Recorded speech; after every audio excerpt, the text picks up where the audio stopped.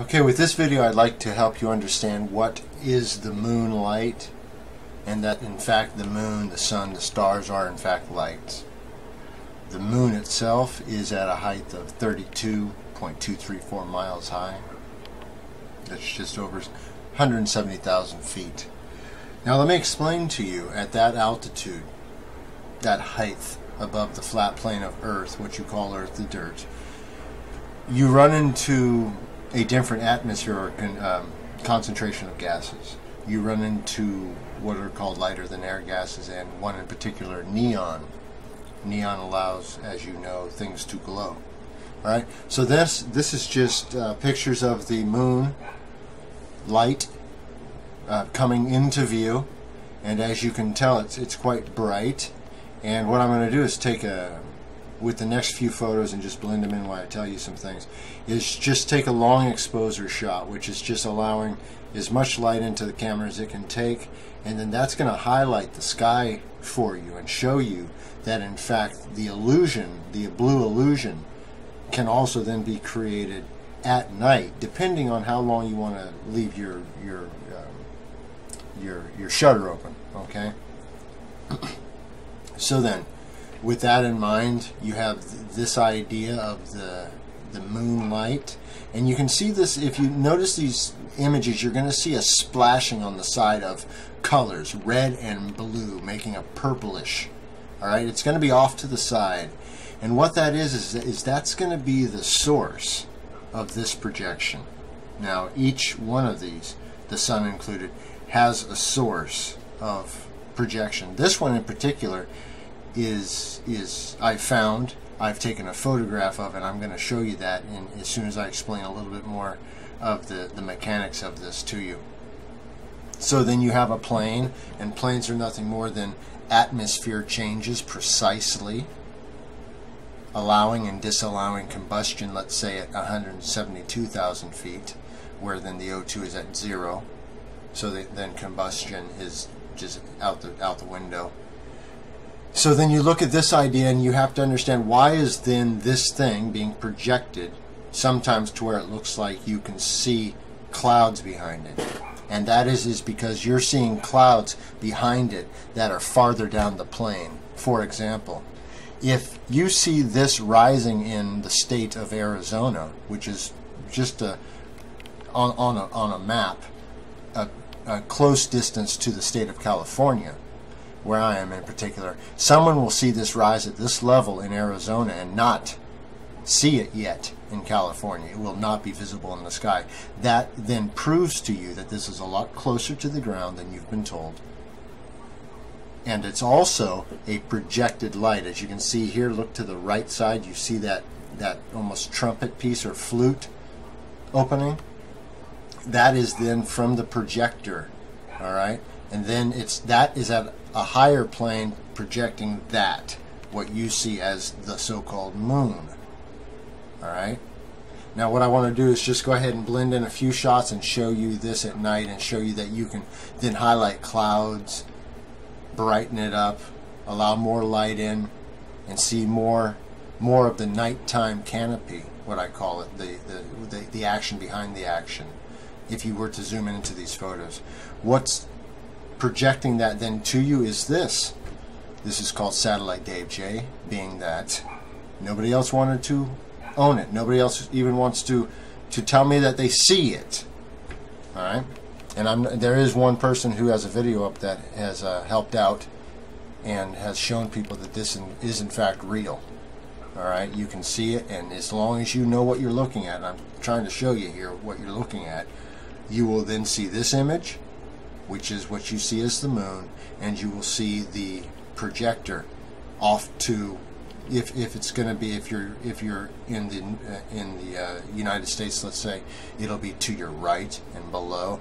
If you're down, if you're farther below what's called the equator, and I'll get to that in a minute, you will see it on your other side, your left. Okay. So then, if you then now know that, what I'm going to do is then tell you exactly what's going on here. This is a projection into space, and space being atmosphere above your head. All right. And now, why do you see it in a different orientation if you were in, let's say, Australia or something that's said to be below the equator? Well, that is because the projection is at the level of the equator. All right. Does that make sense? Just at the higher plane, just at 32.234 miles higher. All right. And then it rotates on its course. All right. So then at that equator, you're going to see what's called, with a projection image, you're going to see a rotation change, because it's going to be, think of the figure 8. All right. And then noticing that on these, every time you look at the so-called moon, you can only look at the one side with the so-called mountains. On the left side here in particular, looking from the so-called north. That you can zoom in on. The so-called the right side, you can never get a clear picture of, because it's just a static image. There's nothing there to focus on. Then when you go through what's called the equator, you'll have just a morphing, and then the next thing you know, the moon or the image or what's called the face then winds up on the other side. But that's only because you're farther down, or farther what's called south on the plane from what would be, and I use these in quotes, the terms, just so you understand, north. All right, because as soon as you leave what is called north, every other direction would be going then south, if you're looking at a long distance type calculation. So then, looking at this, you noticed that this is now, it's in your mind, you can get a handle on it. So you guys down in Australia, you can stop acting like you haven't been told. You're looking at an image in the sky. You're not looking at a rock in space. You need to get your head around that. You need to understand that you're looking around the backside of a projection. All you're doing is seeing the backside of a picture. Imagine holding up a picture drawn on the paper to a light, and you're looking at it from the backside. That's all this is. It's not a big mystery. All right. So then these images, the lights per se, this one is being the negative pole, giving out the night light, or the think the dark light or the negative light, the cooling light, then is a polar opposite of the sun, which is giving the positive, the warmth, the dry, that idea. All right, so then that's how you get that symbology, and then that actual reality as well. All right, so you know that this is a polar system, so that you're dealing with polar opposites. All right, so then if I build the so-called 69 system, or what's called the 68, right? Because you're fallen into the 9 is the system, the 9 is the note fallen into. All right, so then if I add, taking a look at what's called like the yellow brick road idea, or the projection from the plumb or center line, that projection is what would then be your daylight at any given point across the flat earth. And then the opposite side would then be either twilight and or sunrise and or midnight. All right, and then of course going around the center, you'll notice then that below that it would have to be that the depth of what's called the earth would also then have to be a mirror of the ceiling. So then you're looking at something in the range of somewhere more than 32 miles and somewhere less than 37, I'm guessing, maybe right at 37, being that the star plane is above the moon and sun plane. So then you have to take that into account. So if the moon and the sun plane are at 32 miles plus, which they are, then the star plane is a plane above that. My current estimation is by a few miles higher, possibly up to making it 37.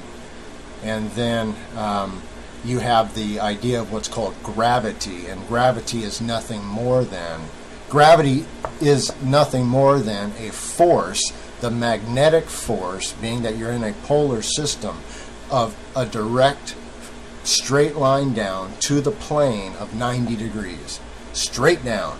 That's what holds everything straight down. That's why you have to strain if you do anything but stand straight up and down. Standing straight up and down, it's very easy to do. If you slightly bend forward, you're going to want to fall forward. Do you understand? Because that minus 90 degrees is pulling you straight down.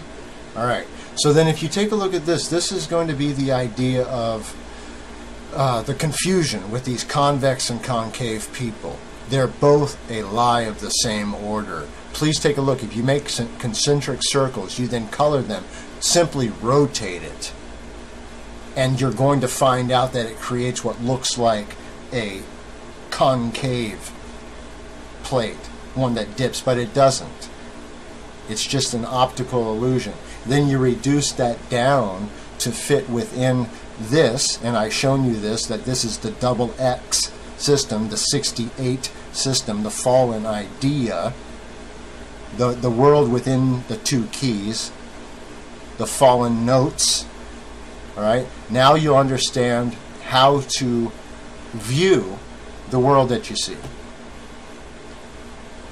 All right, the reality that you see, the lights that you see in the sky. Now that you know how far they are, you can get a better understanding. What you need to do is you need to take your telescope or binoculars, get up there, get them in focus, then lay it flat, look at the flat ground, get to where you can see at a good distance, and you will see at 32 miles you are resolved and focused. That's a fact. All right. So this explains that in brief, and I hope that this made some sense. If this didn't make sense, I have several videos. Please leave a question, because this takes care of all the liars, like the Stephen Christ liar, and all of those that give you the ball idea. It's two versions of the same thing. Don't fall for either. You live on a flat plane within a system. All right, that's it. All right, so then I know that there's a lot of antichrists out there currently who are trying to tell you one thing and maybe steer you away from the whole truth. This is nothing but a fact. Okay, this is the way it is. You know, go out and verify it yourself. You'll find out it's true. Then after that, ask yourself what comes after that. All right, that's something you'll have to ask yourself. All right. So then, as I say, be free in Christ and free indeed. True living water, baby. All right, talk to you soon. Cheers. Hello again. This is part 2 of the projector series. Okay, this is now a different projector that you see in the... right over here. Right here. This projector right here. Somewhere right around there. It's projecting that. You see that? That's what it's projecting. That's what you see as Jupiter. Right? Jupiter's just a projection as well. Sorry, man. Anyways, let me show you that in relationship. I know people like flipping their wigs, literally. People have literally thrown their wigs out the window right now. There's the moon, and you can actually tell kind of with your eye that Jupiter literally sits closer to you within the atmosphere than the fake moon projection even. And then the fake moon projection is once again more yellow. Okay, so I hope all the anger is past. The way that you can tell that Jupiter, this being projected as Jupiter from this projector, you can tell by this is very excited, lots of colors. So I'd be wondering if they're claiming there's a storm going on here. I haven't looked into that. Just a thought. In relationship to that, how you can actually just see with your eye, as I zoom in to the Jupiter projection, how you can see it's actually physically closer to you within the atmosphere. So you're actually, if you're an astronomer, man, you're just quite literally focusing on like a picture. Dude. Sorry to bust your bubble. Sorry to bust your bubble, man. That's a flippin'... Sorry to bust your bubble, man. It's right there, man. That's a flippin'... Sorry to bust your bubble, man. That's a flippin'... Sorry to bust your bubble, man. That's a flippin'... It's right there, man. I have a Sony Handycam. I shouldn't be able to see the planets, dude. You can actually physically see with your eyes, man. It's sitting lower in what I call the thermosphere than at the actual so-called moon projection, which, because it's much bigger, so therefore this would have to be lower so it'd be seen for the whole effing effect to take effect. Now let's go look at the projector so you can see it. Stop clowning around. And all the other so-called planets have them too. You just have to look. So this will be Dave J2, the Jupiter projector.